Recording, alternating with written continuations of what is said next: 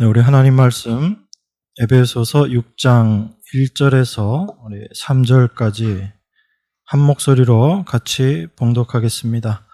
신약성경 316페이지 에베소서 6장 1절에서 3절입니다.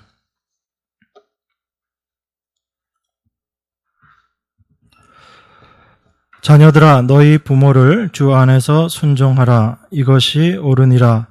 내 아버지와 어머니를 공경하라. 이것이 약속 있는 첫 계명이니 이는 내가 잘되고 땅에서 장수하리라. 이번 주간이 어버이 주간입니다. 그러다 보니까 지난주에는 우리 어린이 주일 이렇게 해서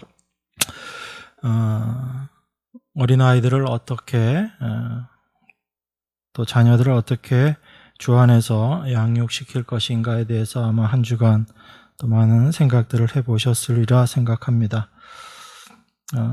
이 어버이 주간에는 우리들이 일반적으로 또 자녀들에게 부모님께 순종해라, 부모님을 공경해라 라고 우리들이 많이 이야기합니다. 그런데 이 성경의 얘기를 우리들이 좀 주의 깊게 봐야지 되는 것이 이 하나님의 말씀은 사실 이 땅의 것을 이야기하고 계시는 게 아니거든요.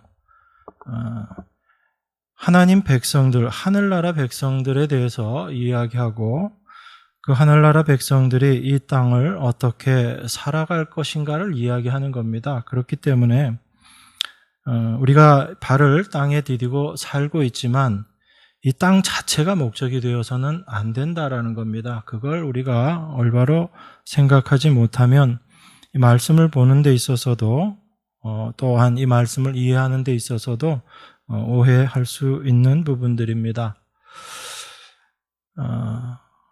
성경은 항상 우리의 본질, 우리의 육이 어떠한지를 이야기하고 그리고 그것을 통해서 온전히 하나님을 이해하는 것, 그 하나님이 어떤 분이신가를 우리에게 이야기합니다. 그래서 하나님이 하신 일을 우리에게 이야기하고 그 하나님의 하신 일로 말미암아 우리가 어떠한 존재가 되었는가, 그리고 그 하나님을 아는 자들이 이 땅을 어떻게 살아갈 것인가를 이야기합니다. 그렇기 때문에 하나님 말씀을 보면서 이 땅 자체를 목적으로 해서 여러분들이 말씀을 이해하시려고 하면 실제 성경과는 좀 벗어난 생각을 할 수가 있다라는 겁니다. 당장 눈에 보이는 내용들을 보면 오늘 읽은 본문도 이렇게 이야기하죠. 3절에 보면 이는 내가 잘되고 땅에서 장수하리라 이렇게 이야기합니다. 그럼 여러분들 이 말씀 읽으면 두 가지가 생각나는 거죠. 땅에서 잘되고 장수하는구나 이렇게 생각이 듭니다. 그럼 과연 이게 정말 하나님께서 우리에게 주시고자 하는 축복인가라는 것을 우리가 한 번쯤 고민해 봐야지 되는 겁니다. 단순히 땅에서 잘되고 장수한다, 땅에서 잘된다라고 이야기하면 우리가 일반적으로 생각하는 게 그거죠. 이 땅에서 하는 여러분들의 삶이 잘되고 내가 원하는 일 이루고 우리 가족들, 자녀들 잘되고 그런 거 생각합니다.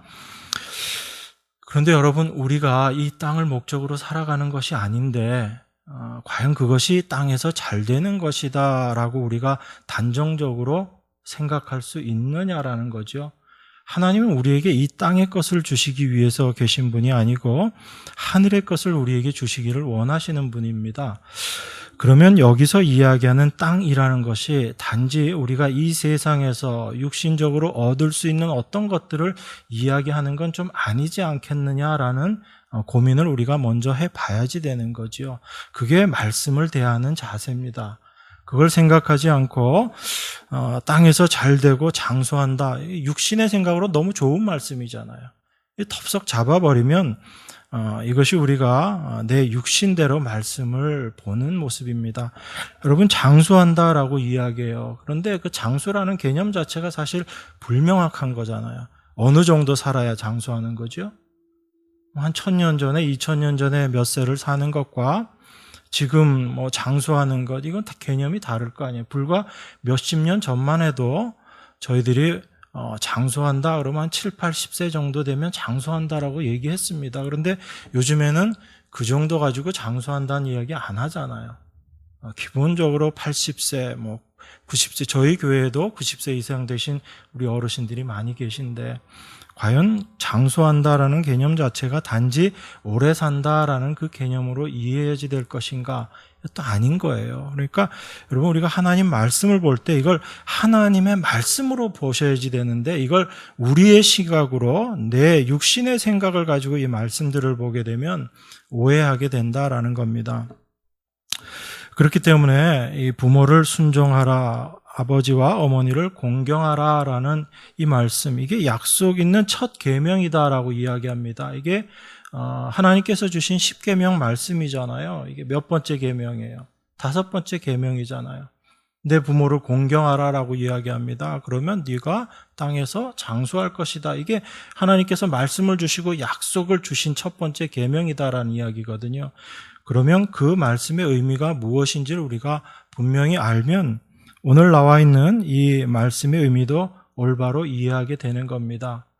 그걸 알게 될 때 단지 자녀들에게 부모 말에 순종해라, 부모를 공경해라 라고 일방적으로 이야기할 것이 아니라 과연 무엇이 부모님을 공경하는 것이고 그리고 부모에게 순종하는 것인지를 우리가 올바로 이야기할 수 있고 그 관계를 이해할 수 있는 겁니다. 이 주 안에서 부모를 순종하라 이렇게 이야기합니다. 오늘 본문 말씀 자체가 부모님께 순종하라라고 이야기하는데 그냥 순종하라라고 이야기하는 것이 아니고 주 안에서 순종하라라고 이야기해요. 그러면 뭐 이 주 안에서 순종하라는 말이 믿는 부모들과 또 믿지 않는 부모들이 있으니까 믿는 부모들에게만 순종하라 이런 이야기는 또 아닐 거 아니에요. 그러면 뭐 만약에 부모님이 믿지 않는 부모님이 교회 가지 말아라 그러면 또 그 말 순종해야지 되는 거 그런 것도 아니잖아요. 그래서 우리가 이 말씀을 좀 주의 깊게 봐야지 된다라는 이야기입니다. 자녀들에게 이야기합니다. 너희 부모를 주 안에서 순종하라 라고 이야기해요. 그럼 이 주 안에서의 세계가 어떠한 세계인지를 먼저 알아야지 되는 겁니다. 그게 올바로 이해되지 않고 순종을 이야기할 수 없는 거죠. 여러분, 주 안에서라는 것은 어떤 곳을 이야기합니까? 예수 그리스도의 구속의 은혜로 말미암아 되어진 세계예요. 그것이 주 안입니다. 그 주 안은 바로 예수 그리스도의 십자가를 통해서 우리에게 만들어준 그 그리스도의 십자가 안에서의 세계를 이야기하는 거거든요. 여러분, 십자가는 어떤 곳입니까? 우리의 모든 죄가 저주받아야 될 우리가 그 저주를 우리가 받아야지 되는데 그 저주를 예수님께서 대신 받으시고 우리 대신 피 흘려 죽으신 그 세계, 그것이 바로 십자가이고 그것이 주 안이라는 세계거든요. 그 안에서 부모를 공경하고 부모의 말에 순종해야지 된다라는 이야기입니다. 그러면 이것은 그 부모 자체가 우선 주 안에 있는 존재가 되어야지 된다라는 것을 전제하고 있는 거예요. 에베소서 말씀 자체가 그걸 전제로 해서 모든 이야기들을 하고 있는 겁니다. 남편과 아내의 관계든지 부모와 자녀 간의 관계든지 이게 그냥 육신의 남편 그리고 육신의 부모를 이야기하는 것이 아니라 한 몸된 교회로서의 관계에서 이 모든 것들을 이야기하는 것이죠. 그렇기 때문에 영원히 죽을 수밖에 없는 나를 주님의 십자가의 은혜로 구속하여 주신 그 은혜 속에서 우리가 부모를 대하고 자녀를 대하게 되어야지 된다라는 겁니다. 그렇기 때문에 자녀들이 부모를 순종하고 부모들의 말에 복종하고 하는 부분, 공경하는 부분들은 이것은 먼저 부모가 부모로서의 올바른 위치에 있어야지 된다라는 것을 전제로 하고 있는 말씀이에요. 이건 주 안에서 주어진 말씀이거든요. 그 주 안의 세계에서 바라보게 되니까 자녀가 부모들의 말에 순종하고 부모를 공경하는 것이 옳은 것이더라라는 얘기입니다. 왜 그러냐면 이 육신의 부모는 단지 우리 부모, 이 육신의 부모만을 이야기하는 것이 아니고 하나님과 우리 사이의 관계까지를 포괄적으로 이야기하고 있는 것이기 때문에 그래요. 그래서 하나님을 올바로 아는 자들의 관계 속에서 그 하나님이 나의 부모님이 되시고 우리가 하나님의 자녀라면 그 하나님을 어떻게 우리가 바라보고 어떻게 섬겨야지 될 것인가, 그것이 주 안에서 옳은 모습이다라는 겁니다. 그걸 우리가 올바로 이해해야 될 줄 생각합니다. 이 말씀이 나와 있는 구약에 보면 우리 레위기 한번 볼까요? 출애굽기 20장 한번 보겠습니다.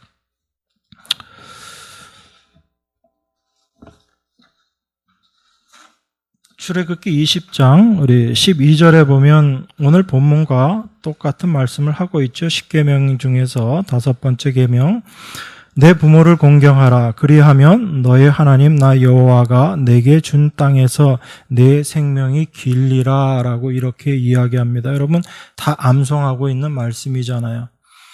그럼 이 10계명을 누구에게 주셨는가를 여러분들이 생각을 하셔야지 됩니다. 누구에게 주었나? 20장 1절 2절에 보니까 이렇게 이야기합니다. 출애굽기 20장 1절 2절입니다. 하나님이 이 모든 말씀으로 일러 가라사대 나는 너를 애굽 땅 종되었던 집에서 인도하여 낸 너의 하나님 여호와로라. 여러분 10계명을 푸는 가장 기본이 무엇인가 하면 이 1절 2절 말씀이에요. 이 바탕 안에서 우리가 10계명의 말씀들을 봐야지 됩니다.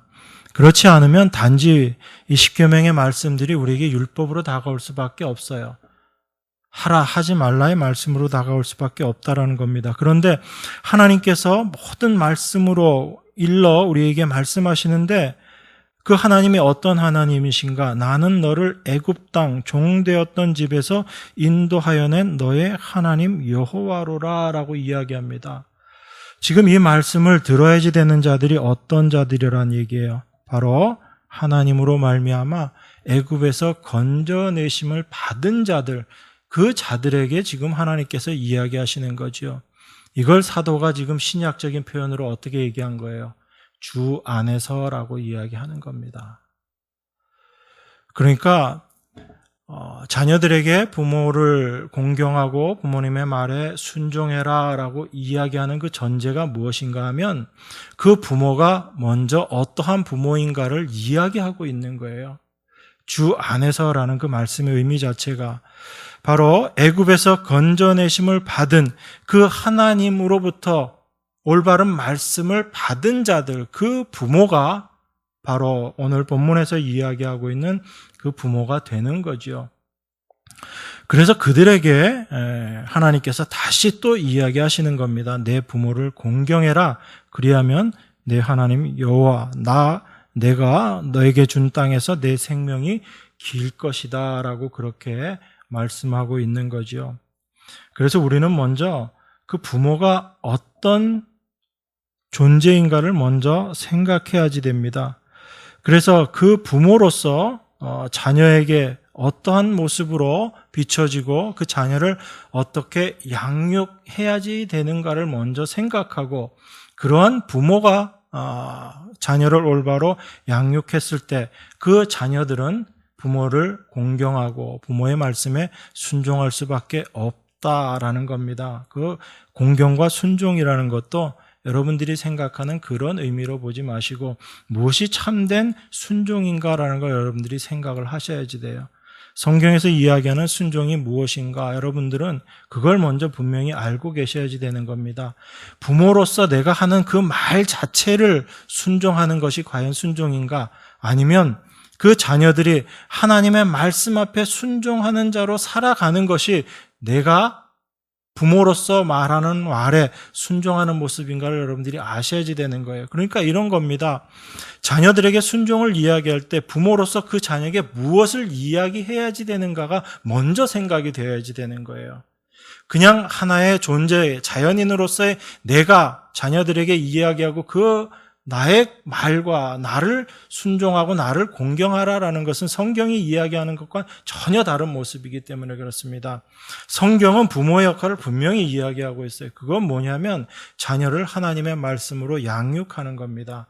그 하나님의 말씀으로 자녀들을 양육할 때 그 말에 자녀들이 순종하고 그 말을, 그 하나님을 나에게 전해준 그 부모를 공경하는 것, 이게 오늘 성경이 이야기하고 있는 순종과 공경이거든요. 그런데 우린 자꾸 거기서 벗어나려고 합니다.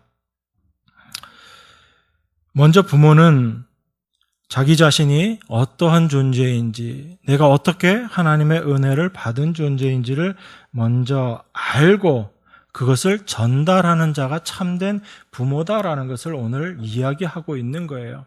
그래서 하나님께서 너를 애굽 땅 종되었던 집에서 인도하여 낸 너의 하나님 여호와다라고 말씀하시면서 너는 내 부모를 공경하라라고 이야기합니다. 그러니까 이 하나님의 말씀을 받는 자들은 하나님의 은혜가 무엇인지를 알고 그 은혜 가운데 거하는 자들이에요.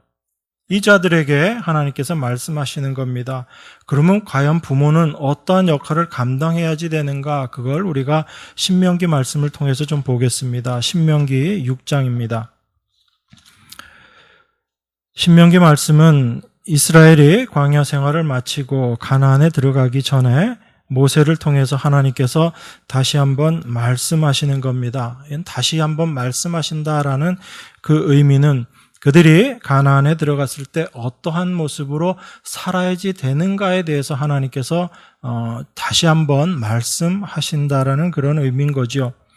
신명기 6장 1절에서 3절까지 제가 봉독합니다. 271페이지입니다. 이는 곧 너희 하나님 여호와께서 너희에게 가르치라 명하신 바 명령과 규례와 법도라.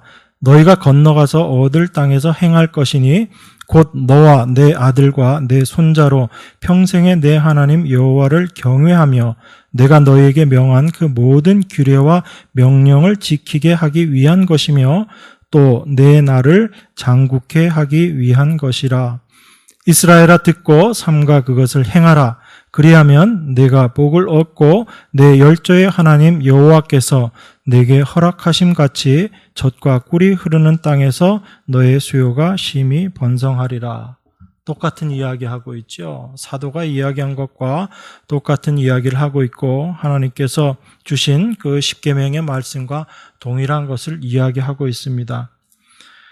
그런데 그 말씀이 어떻게 이야기해요? 먼저 가르치라라고 이야기합니다. 하나님께서 명하신 바 그 명령과 규례와 법도 그것을 가르치는데 내 아들과 내 손자로 평생에 내 하나님 여호와를 경외하며 그리고 내가 너에게 명한 그 모든 규례와 명령을 지키게 하라라고 이렇게 가르치라라는 겁니다. 그러니까 무엇을 가르치라는 얘기예요? 하나님의 규례와 명령, 하나님의 말씀을 가르치라라고 이야기합니다. 그래서 그 명령을 올바로 지키게 될 때 내 날이 장구하게 될 것이다. 그 말씀을 지키는 자들이 장구하게 장수할 것이다 라고 이야기합니다. 똑같은 말씀을 그 위에 있는 5장 33절에서도 이렇게 이야기합니다. 너희 하나님 여호와께서 너희에게 명하신 모든 도를 행하라. 그리하면 너희가 삶을 얻고 복을 얻어서 너희의 얻은 땅에서 너희의 날이 장구하리라. 하나님 말씀을 이렇게 행하게 되면 복을 얻게 되고 우리가 장구하게 살 것이다, 장수할 것이다 라고 그렇게 이야기합니다. 오늘 지금 읽은 이 말씀을 보니까 부모의 역할이 뭔 거예요? 말씀을 가르치라는 겁니다. 그 말씀을 가르침을 통해서 그 자녀들이 하나님의 말씀을 올바로 지켜 행하게 될 때 그들이 얻게 될 복에 대해서 지금 이야기하고 있는 겁니다. 그러니까 오늘 읽었던 우리 에베소서의 그 본문 말씀도 결국은 무엇을 이야기하고 있는 거예요? 하나님의 말씀을 올바로 가르치라라는 것인데, 그것은 바로 우리를 구원하여 주신 그 하나님만을 의지하면서 살아가라라는 거거든요. 그게 하나님께서 주신 명령과 규례와 모든 말씀들이잖아요. 그걸 우리가 지난번 시간에도 한번 생각을 했었죠.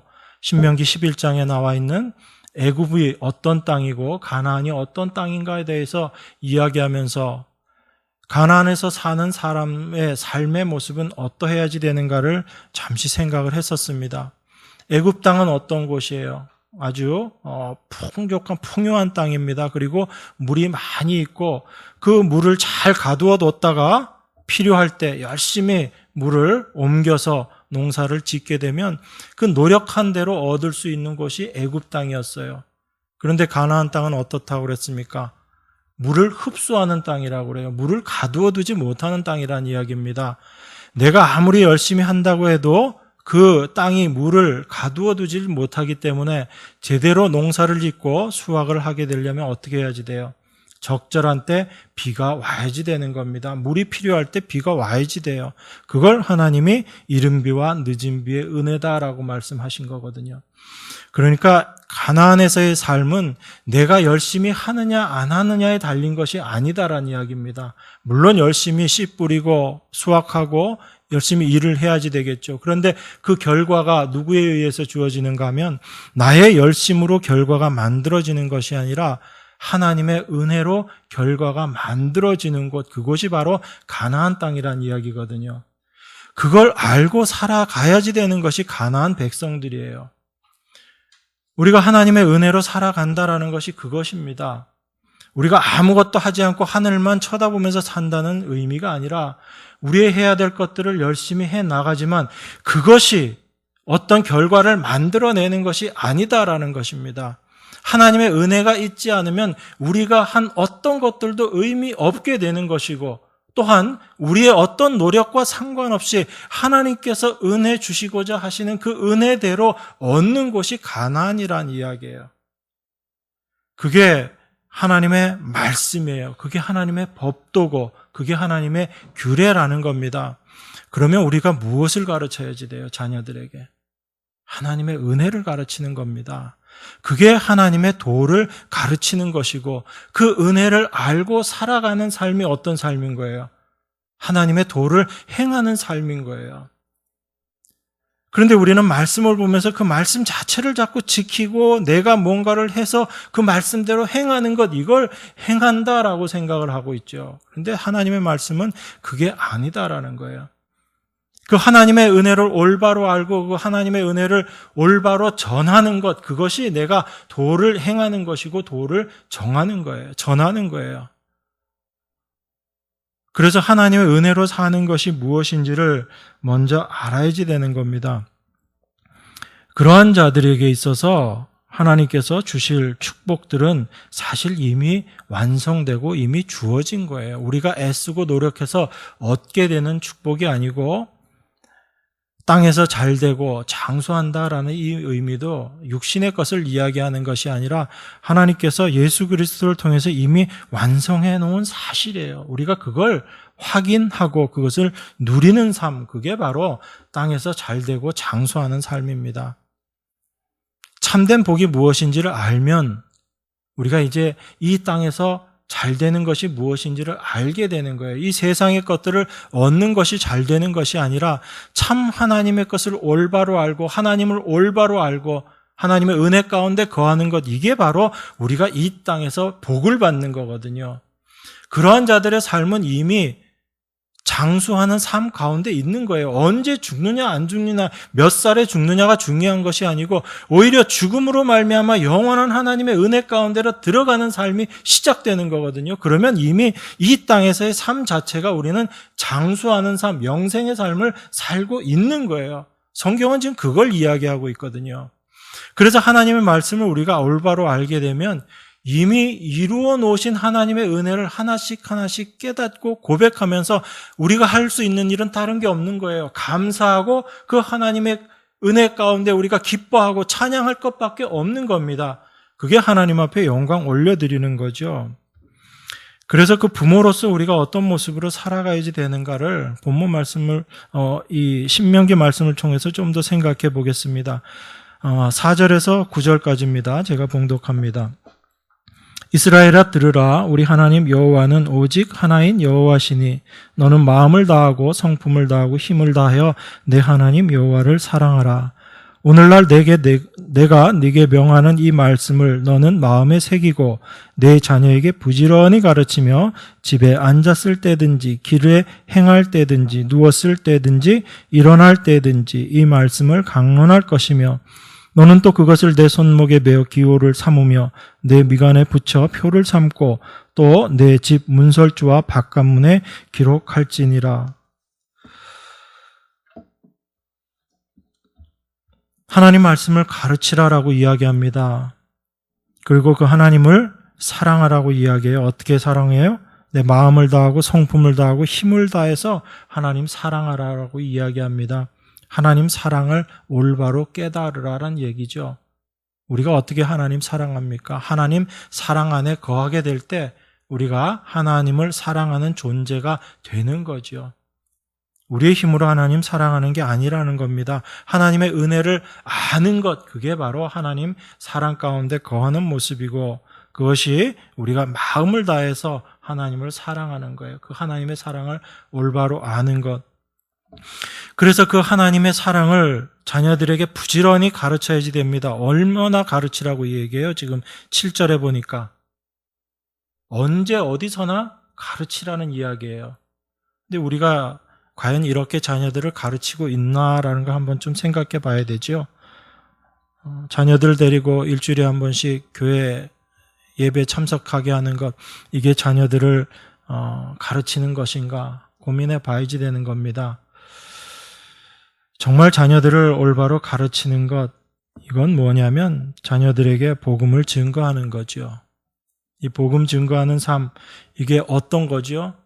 성경을 이야기하고 성경을 강해해주고 이게 우리가 자녀들에게 복음을 증거하는 삶입니까? 자녀들에게 복음을 가르치는 것인가? 좀 부모가 자녀들에게 참된 말씀을 가르치고 복음을 전한다라는 것은요, 딱 한 가지입니다. 그건 뭐냐면 부모의 죄를 자녀들 앞에 고백하는 부모가 되어야지 된다라는 이야기예요.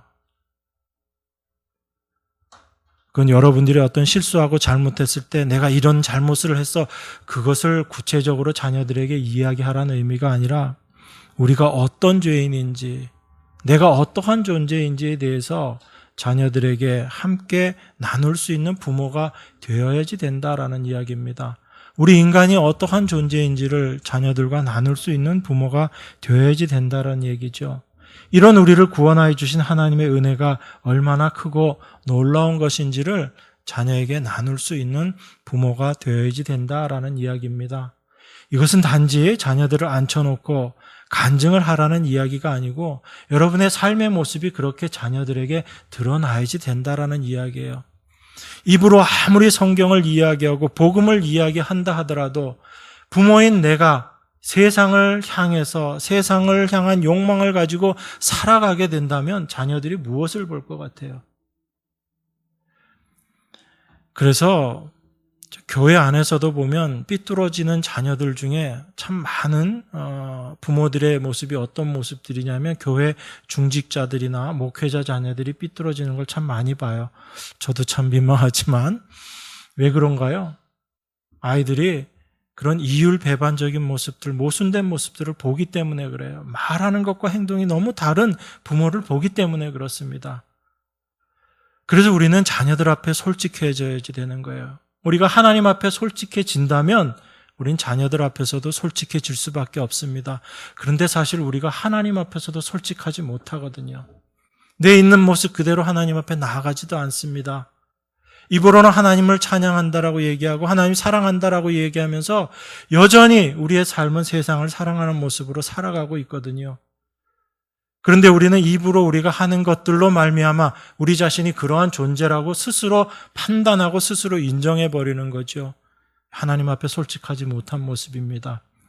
우린 내 모습이 어떠한지 하나님 앞에 그대로 가지고 나가야지 되는 거예요.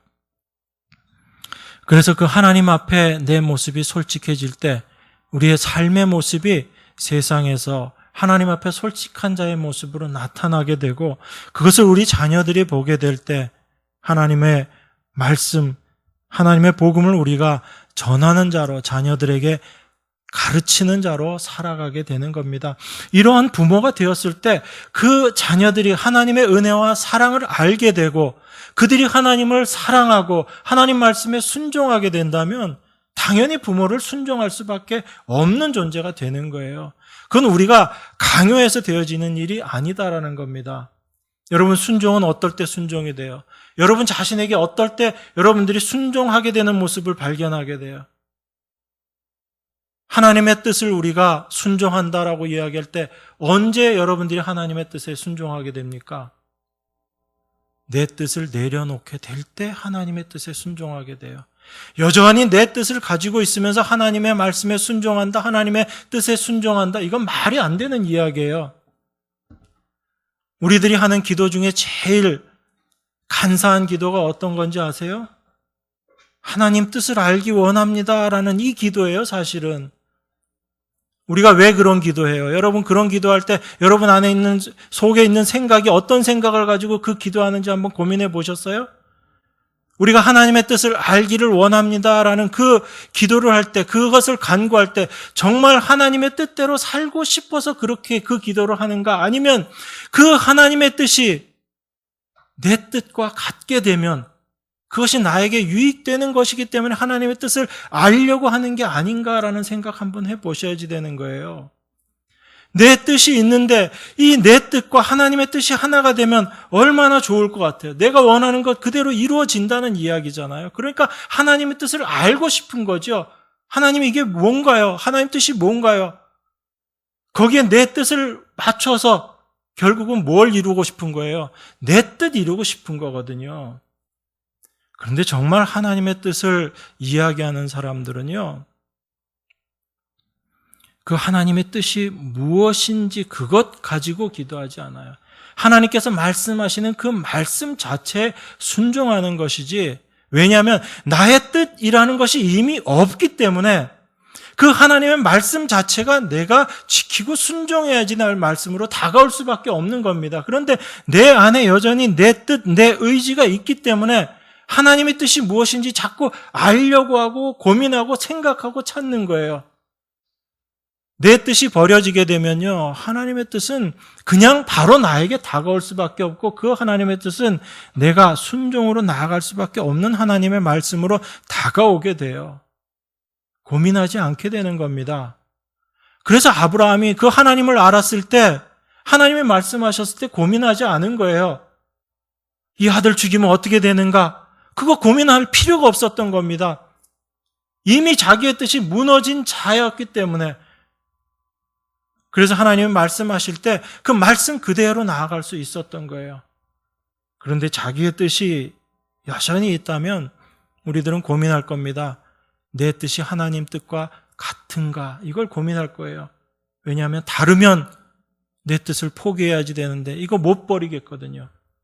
그래서 힘든 게 우리네 인생입니다.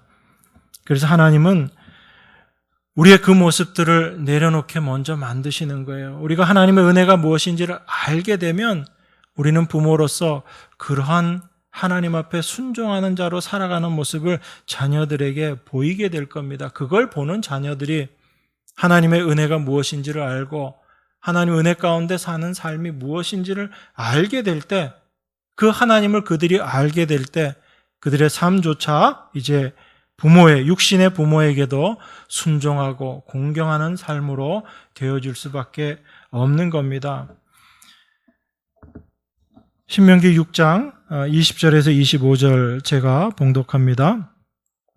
후일에 내 아들이 내게 묻기를 우리 하나님 여호와의 명하신 증거와 말씀과 규례와 법도가 무슨 뜻이뇨 하거든 너는 내 아들에게 이르기를 우리가 옛적에 애굽에서 바로의 종이 되었더니 여호와께서 권능의 손으로 우리를 애굽에서 인도하여 내셨나니 곧 여호와께서 우리의 목전에서 크고 두려운 이적과 기사를 애굽과 바로와 그 온 집에 베푸시고 우리 열조에게 맹세하신 땅으로 우리에게 주어 들어가게 하시려고 우리를 거기서 인도하여 내시고 여호와께서 우리에게 이 모든 규례를 지키라 명하셨으니 이는 우리로 우리 하나님 여호와를 경외하여 항상 복을 누리게 하기 위하심이며 또 여호와께서 우리로 오늘날과 같이 생활하게 하려 하심이라. 우리가 그 명하신 대로 이 모든 명령을 우리 하나님 여호와 앞에서 삼가 지키면 그것이 곧 우리의 의로움이라 할지니라. 자녀들이 우리들에게 이렇게 여호와께서 명하신 이 말씀, 이 규례와 법도 이게 다 무슨 뜻입니까? 라고 물어볼 때 그들에게 뭘 대답해 주라는 얘기예요. 하나님이 우리를 어떻게 애굽에서 건져내었는지를 이야기해 주라라고 이야기합니다. 이게 바로 부모님들의 경험이 되어야지 되는 거예요. 그 하나님의 은혜가 무엇인지를 알고 그걸 설명해 주는 겁니다. 하나님의 규례와 법도 하나님의 증거 말씀 이건 뭐란 얘기예요? 애굽에서 그들이 어떻게 건지심을 받았는가를 올바로 부모들이 자녀들에게 전해주게 될 때 그것이 바로 모든 규례를 지키는 삶의 모습으로 나아간다라는 거예요. 그런데 이 모든 일들에 이스라엘이 실패하잖아요. 하나님의 이 말씀을 지키는 일들에 그들이 다 실패해버립니다. 그래서 그들이나 우리 부모된 우리들이나 하나님 앞에 죄인일 수밖에 없음을 우리가 자녀들에게 고백할 수 있게 되는 것, 이게 바로 올바로 주의 말씀을 가르치는 모습이다라는 거예요. 열심히 하나님 말씀 지킨다고 했지만 이스라엘이 그 하나님 말씀 지켰나요? 전혀 지키지 못한 모습이었거든요. 우리 신약에 나온 그 사도행전 말씀 한번 보겠습니다. 사도행전 우리 7장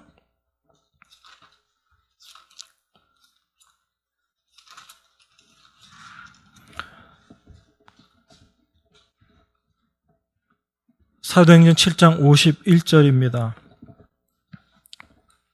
사도행전 7장 51절에서 53절까지 같이 한 목소리로 봉독합니다. 51절에서 53절까지. 목이 곧고 마음과 귀에 할례를 받지 못한 사람들아, 너희가 항상 성령을 거스려 너희 조상과 같이 너희도 하는도다. 너희 조상들은 선지자 중에 누구를 핍박지 아니하였느냐? 의인이 오시리라 예고한 자들을 저희가 죽였고 이제 너희는 그 의인을 잡아준 자요 살인한 자가 되나니 너희가 천사에 전한 율법을 받고도 지키지 아니하였도다 하니라. 예수님께서 이 땅에 오셨습니다. 이 땅에 오셔서 바리새인들에게 하신 말씀이 있어요. 열심히 율법을 지킨다라고 하는 그 바리새인들에게 예수님이 하신 말씀이 있습니다. 예수님과 예수님의 제자들이 어느 집에 갔을 때 음식을 먹는데 손을 안 씻고 먹었어요. 그랬더니 그곳에 있던 사람들이 뭐라고 이야기합니까? 당신의 제자들은 왜 그 장로들의 유전을 지키지 않습니까? 원래 먹기 전에 이렇게 손 씻고 먹는 게 올바른 것인데 왜 그렇게 하지 않습니까? 라고 했더니 예수님께서 그때 하신 말씀이 있어요. 그게 뭐냐면 너희들이 열심히 말씀 지키는 것 같지만 사실 말씀 안 지키는 거다라고 이야기합니다. 그러면서 이 부모들 섬김에 대해서 예수님이 하신 말씀이 있어요. 그게 고르반이라는 이야기죠. 너희들이 부모를 섬기고 공경해야지 되는데 어떻게 하느냐? 하나님께 다 우리가 드렸기 때문에 내가 부모님께 드리지 못합니다라고 그렇게 부모들에게 말하지 않느냐? 그 이야기를 하십니다. 사실 하나님 백성들에게 육신의 부모보다 더 귀중한 분이 하나님 아버지거든요. 그래서 하나님 아버지를 공경하기 위해서 육신의 부모를 혹 소홀히 대하게 되더라도 그것은 그들이 다 부모님을 올바로 섬기는 것이다라고 인정해 줬어요. 그걸 장로들의 유전이다라고 이야기했거든요. 그래서 만약에 어떤 것이 있는데 이걸 부모님께 바쳐야지 되는데 이걸 하나님께 어쩔 수 없이 바칠 수밖에 없게 되는 상황이 되면 그걸 하나님께 바치더라도 부모님께 바친 것으로 우리가 인정해 주자라는 것이 장로들의 유전이었습니다. 그런데 그게 어떻게 실질적으로 적용이 되냐면요. 인간의 사악함이 그런 데서 다 드러나는 거예요. 부모들에게 그걸 하기가 싫은 겁니다. 하기 싫으니까 어떻게 하는 거예요? 이거 하나님께 드렸어요. 그리고 정말 그걸 하나님께 드리기라도 하면 좋은데 사실 그렇게도 하지 않았거든요. 그렇게도 하지 않고 하나님께 드렸습니다라고 이야기하고 부모님께 소홀히 하는 거예요. 내가 하나님께 시간과 노력과 정성을 드렸기 때문에 부모에게 내가 소홀히 할 수밖에 없었습니다라고 그렇게 이야기하는 삶의 모습과 똑같은 거죠. 그걸 예수님께서 책망하신 거죠. 너희들의 마음이 어디에 있는지 분명히 알아야지 된다라고 이야기합니다.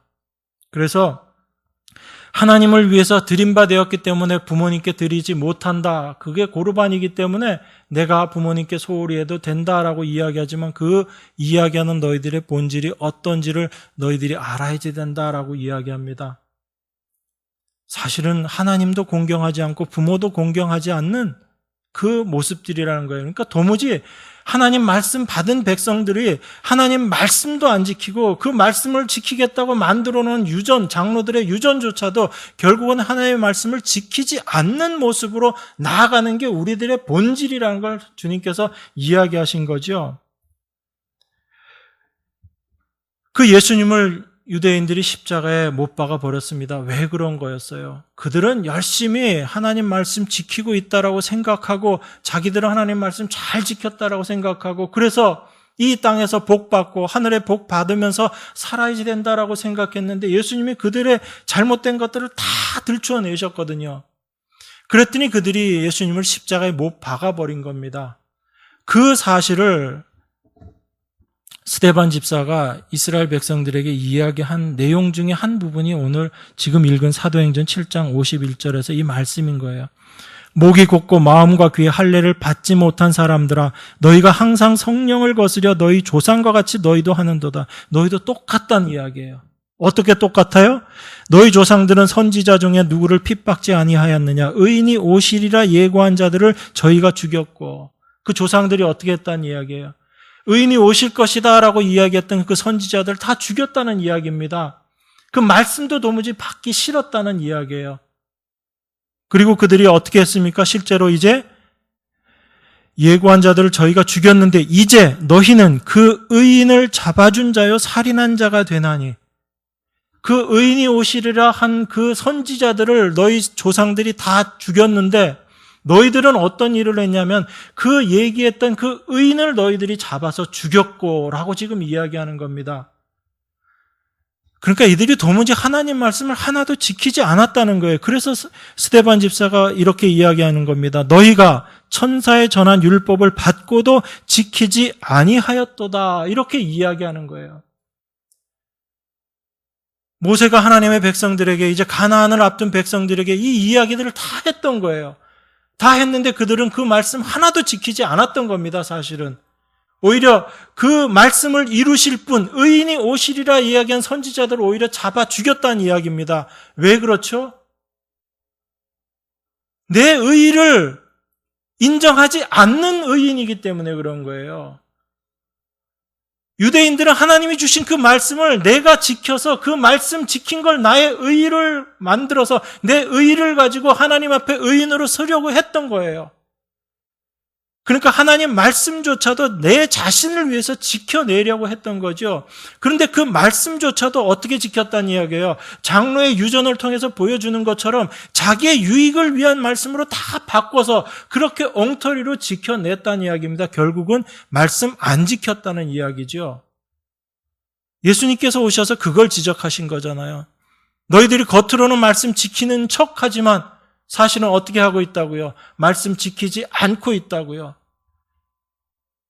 그들의 그 감추어져 있는 그 본성, 그걸 뭐라고 이야기해요?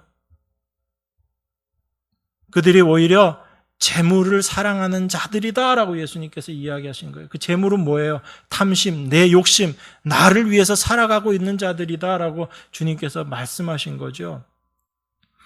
그러니까 하나님 말씀을 지키고 그 율법을 지킨다는 의미, 그거 결국은 유대인들은 그걸 자기 의를 만들어내기 위한 삶의 모습으로 생각했던 겁니다.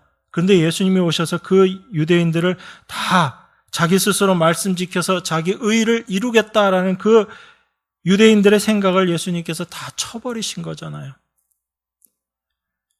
그런 예수님을 유대인들이 인정 못한 거지요. 결국은 나의 의를 세우기 위해서 예수님을 십자가에 못 박아 버린 겁니다. 그래서 스데반이 이렇게 이야기한 거예요. 너희가 천사에 전한 율법을 받고도 지키지 아니하였다. 그들이 열심히 율법 지키는 것 같았지만 사실은 율법 안 지켰다라는 이야기입니다. 그 하나님의 말씀을 오해했다라는 이야기죠. 이게 바로 우리들의 모습이라는 거예요. 지금도 이 모습으로 살아가고 있는 것이 바로 우리들이란 얘기입니다. 그래서 신명기 6장 25절에서 마지막에 그 얘기를 하는 거예요. 우리가 그 명하신 대로 이 모든 명령을 우리 하나님 여호와 앞에서 삼가 지키면 그것이 곧 우리의 의로움이라 이렇게 이야기합니다. 그럼 이 하나님의 말씀을 우리가 지켜서 우리의 의가 되는 건 어떤 거예요? 바로 참된 의이신 예수 그리스도, 그 하나님의 의를 우리가 감사함으로 받아들이는 것. 나는 하나님의 말씀을 지킬 수 없는 그러한 존재입니다 라고 내 모습을 하나님 앞에 고백하는 그 삶의 모습이 참된 의를 지키는 그 하나님의 의만을 의지하는 삶의 모습이다라는 거예요. 그래서 나는 도무지 하나님이 죄를 알지도 못하는 자로 우리를 대신해서 죄를 삼으신 것은 우리로 하여금 저희 안에서 하나님의 의가 되게 하려 하심이다라는 그 하나님의 말씀을 우리가 자녀들 앞에서 간증할 수 있는 그런 부모가 되기를 원하시는 거지요. 그러한 부모가 되었을 때 하나님께서 그 자녀들을 어떻게 다루실까? 이건 하나님이 하실 일이에요. 우리는 하나님께서 우리에게 주신 우리 자녀들에게 무엇을 가르쳐야지 될 것인가를 늘 생각하시면서 사셔야지 되는 겁니다. 내가 그러한 부모가 될 때, 우리가 주 안에서의 참된 부모로서의 삶을 살아가게 될 때 우리의 자녀들은 하나님께서 책임져 주시는 거예요. 우리 힘으로 자녀를 어떻게 못하잖아요. 물론 우리가 자녀들 앞에서 올바른 부모가 되는 것조차도 하나님의 은혜일 수밖에 없습니다. 그것을 우리가 날마다 알아가게 될 때 우리는 주 안에서 우리의 자녀들을 대하게 되고 그 자녀들도 주 안에서 부모들을 대하게 됩니다. 이것은 단지 육신의 부모와 자녀만의 문제가 아닌 거예요. 사도는 바로 지금 교회를 향해서 이야기하고 있습니다. 사도 바울이 고린도전서 4장에서 이렇게 이야기합니다. 내가 너희를 부끄럽게 하려고 이것을 쓰는 것이 아니라 오직 너희를 내 사랑하는 자녀같이 권하려 하는 것이라. 그리스도 안에서 일만 스승이 있으되 아비는 많지 아니하니 그리스도 예수 안에서 복음으로써 내가 너희를 낳았음이라. 여러분, 이게 교회거든요. 그래서 성도끼리는 서로가 서로에게 부모와 자녀 간의 관계가 되는 거예요. 이게 참된 교회의 모습입니다. 그래서 서로가 서로를 사랑하고 서로가 서로에 대해서 공경해주고 복종해주는 것, 이게 주 안에서의 참몸된 교회의 모습이거든요. 사도는 결론적으로 이 교회를 이야기하고 있는 거예요.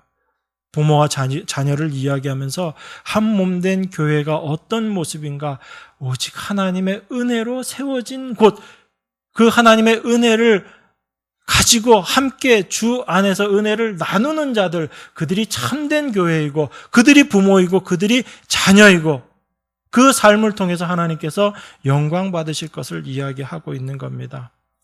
이 어버이 주일을 맞아서 우리가 그 하나님의 은혜를 올바로 알아야지 됩니다. 그 하나님의 은혜를 올바로 전하는 부모가 되었을 때 우리의 자녀들이 하나님의 은혜 안에서 거하고 그들의 삶이 무엇을 바라보고 살아야지 되는지가 너무나 분명해지는 것입니다. 그래서 그 자녀들이 하나님을 공경하는 자들로 살게 될 때 육신의 부모들도 당연히 공경할 수밖에 없는 거예요. 왜냐하면 그것이 주 안에서 옳은 일이기 때문에 그렇습니다. 이 은혜가 우리 성도님들 가정 가운데 늘 충만하기를 주님의 이름으로 축원합니다. 우리 기도하겠습니다. 하나님 아버지, 감사합니다. 참된 부모의 순종과 부모를 공경함이 무엇인지 잠시 묵상했습니다. 오직 주 안에서만 가능함을 고백합니다. 우리의 힘으로 또한 할 수 없는 것임을 고백합니다. 주님께서 말씀하셨사오니 성령께서 우리 안에서 이 모든 일들을 이루어 주실 줄 믿습니다. 그래서 참된 주 안에서 하나된 가정이 참된 하나님의 몸된 교회로서의 삶이 어떻게 되어지는지를 깨달아가는 그런 귀한 은혜들이 있게 하시고 주 안에서 아름다운 가정으로 부모와 자녀로 하나님의 영광과 은혜를 고백하며 드러내는 자로 살아갈 수 있도록 축복하여 주시옵소서. 말씀하신 주님께서 이루실 줄 믿사오며 이미 십자가에서 완성하신 예수 그리스도만을 바라보고 날마다 믿음으로 나아가는 저희 모두가 될 수 있도록 축복하여 주시옵소서. 예수 그리스도 이름으로 기도드리옵나이다. 아멘.